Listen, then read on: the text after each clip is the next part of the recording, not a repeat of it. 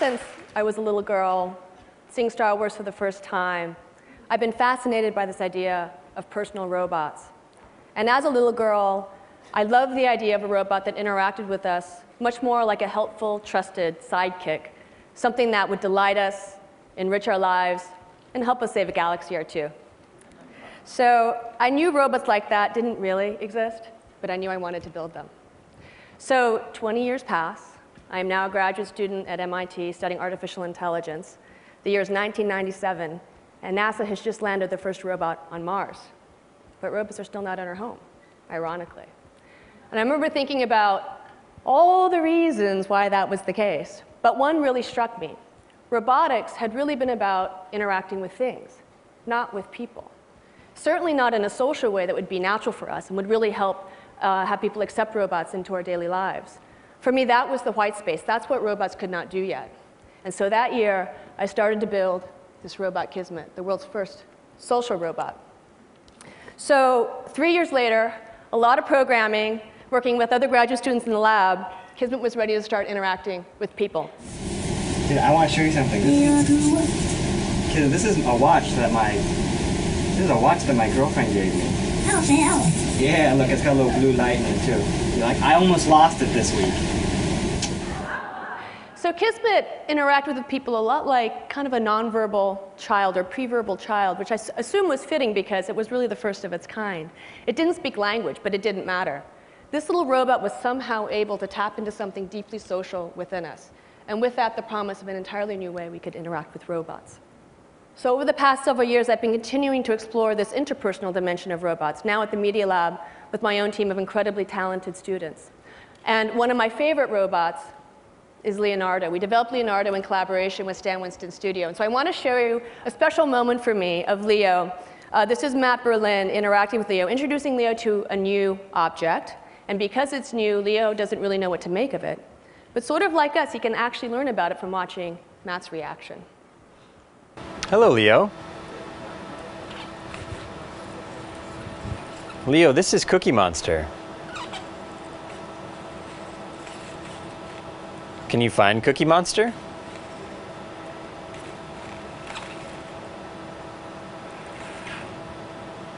Leo, Cookie Monster is very bad. He's very bad, Leo. Cookie Monster is very, very bad. He's a scary monster who wants to get your cookies.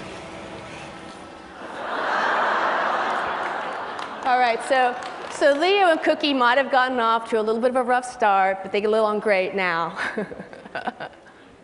So what I've learned through building these systems is that robots are actually a really intriguing social technology, where it's actually their ability to push our social buttons and to interact with us like a partner that is a core part of their functionality. And with that shift in thinking, we can now start to imagine new questions, new possibilities for robots that we might not have thought about otherwise. But what do I mean when I say push our social buttons? Well, one of the things that we've learned is that if we design these robots to communicate with us using the same body language, the same sort of nonverbal cues that people use, like Nexi, our humanoid robot, is doing here, what we find is that people respond to robots a lot like they respond to people. People use these cues to determine things like how persuasive someone is, how likable, how engaging, how trustworthy. Turns out it's the same for robots.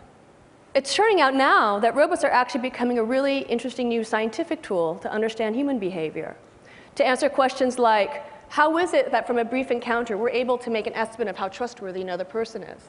Mimicry is believed to play a role, but how? Is it mimicking of particular gestures that matter?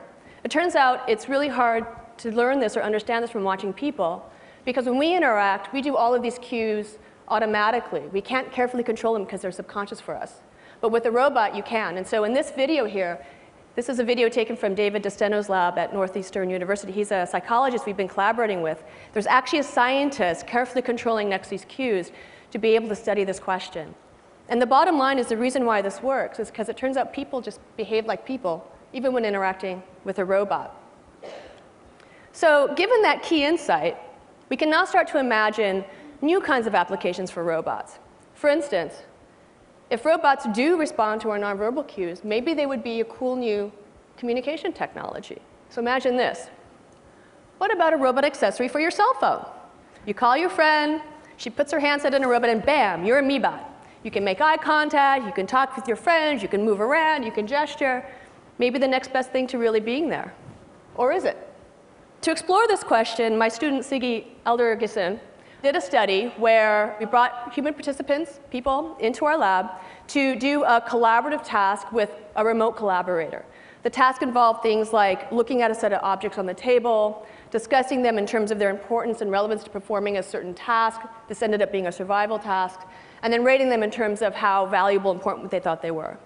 The remote collaborator was an experimenter from our group where they used one of 3 different technologies to interact with the participants. So the first was just the screen, so this is like video conferencing today. The next was to add mobility, so have the screen on a mobile base. This is sort of like, if you're familiar with any of the telepresence robots today, this is sort of mirroring that situation. And then the fully expressive MeBot. So after the interaction, we asked people to rate their quality of interaction with the technology, with the remote collaborator through this technology in a number of different ways. We looked at psychological involvement. How much empathy did you feel for the other person? We looked at overall engagement. And we looked at their desire to cooperate. And this is what we see when they use just the screen. It turns out when you add mobility, just the ability to roll around the table, you get a little more of a boost. And you get even more of a boost when you add the full expression. So it seems like this physical social embodiment actually really makes a difference. Now let's try to put this into a little bit of context. Today we know that families are living further and further apart, and that definitely takes a toll on family relationships and family bonds over distance. For me, I have 3 young boys, and I want them to have a really good relationship with their grandparents, but my parents live thousands of miles away, so they just don't get to see each other that often. We try Skype, we try phone calls, but my boys are little. They don't really want to talk. They want to play. So I love the idea of thinking about robots as a new kind of distance play technology. So I imagine a time not too far from now, my mom can go to her computer, open up a browser, and jack into a little robot, and as kind of grandma bot, she can now play, really play with my sons, with her grandson, in the real world with his real toys. I could imagine grandmothers being able to do social plays with their granddaughters, with their friends, and to be able to share all kinds of other activities around the house, like sharing a bedtime story. And through this sort of technology, being able to be an active participant in their grandchild's lives in a way that's not possible today.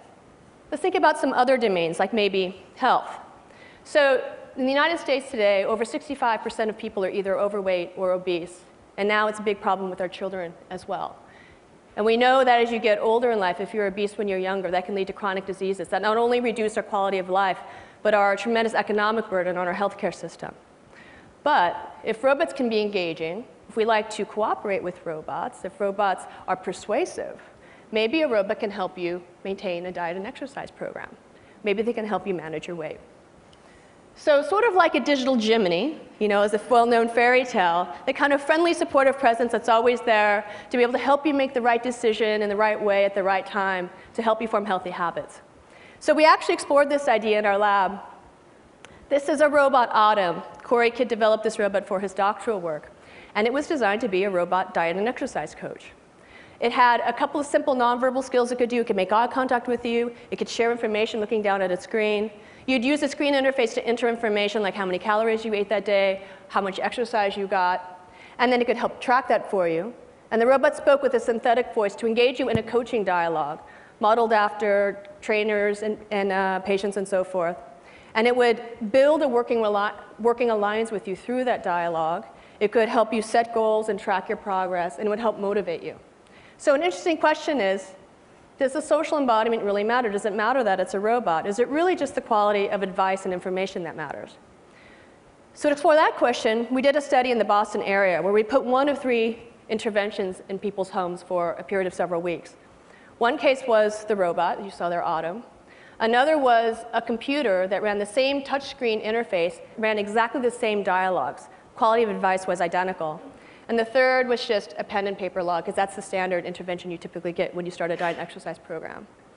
So one of the things we really wanted to look at was not how much weight people lost, but really how long they interacted with the robot, because the challenge is not losing weight, it's actually keeping it off. And the longer you could interact with one of these interventions, well, that's indicative potentially of longer-term success. So the first thing I want to look at is how long? How long did people interact with these systems? It turns out that people interacted with the robot significantly more, even though the quality of advice was identical to the computer. When we asked people to rate it on terms of the quality of the working alliance, people rated the robot higher, and they trusted the robot more. And when you look at emotional engagement, it was completely different. People would name the robots. They would dress the robots. And even when we would come up to pick up the robots at the end of the study, they would come out to the car and say goodbye to the robots. They didn't do this with the computer. The last thing I want to talk about today is the future of children's media. We know that kids spend a lot of time behind screens today, whether it's television or computer games or whatnot. My sons they love the screen. They love the screen. But I want them to play. As a mom, I want them to play, like real-world play. And so I have a new project in my group I wanted to present to you today called Playtime Computing that's really trying to think about how can we take what's so engaging about digital media and literally bring it off the screen into the real world of the child, where it can take on the properties, many more of the properties of real-world play. So here's the kind of first exploration of this idea, where characters can be physical or virtual, and where the digital content can literally come off the screen into the world and back. I like to think of this as sort of the Atari Pong of this blended reality play. But we can push this idea further. What if the character itself could come into your world? It turns out that kids love it when the character becomes real and enters into their world. And when it's in their world, they can relate to it and play with it in a way that's fundamentally different from how they play with it on the screen. Another important idea is this notion of persistence of character across realities.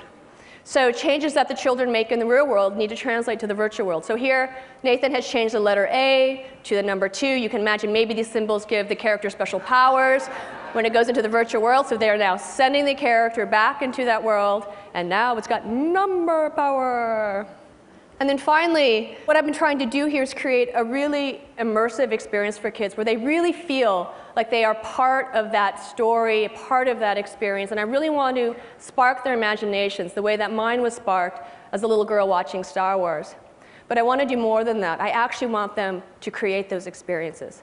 I want them to be able to literally build their imaginations into these experiences and make them their own. So we've been exploring with a lot of ideas and telepresence and mixed reality to literally allow kids to project their ideas into this space where other kids can interact with them and build upon them. I really want to come up with new ways of children's media that foster creativity and learning and innovation. I think that's very, very important. So this is a new project. We've invited a lot of kids into this space, and they think it's pretty cool. But I can tell you the thing that they love the most is the robot. What they care about is the robot. Robots touch something deeply human within us. And so whether they're helping us to become creative and innovative, or whether they're helping us to feel more deeply connected despite distance, or whether they are our trusted sidekick who's helping us attain our personal goals and becoming our highest and best selves, for me, robots are all about people. Thank you.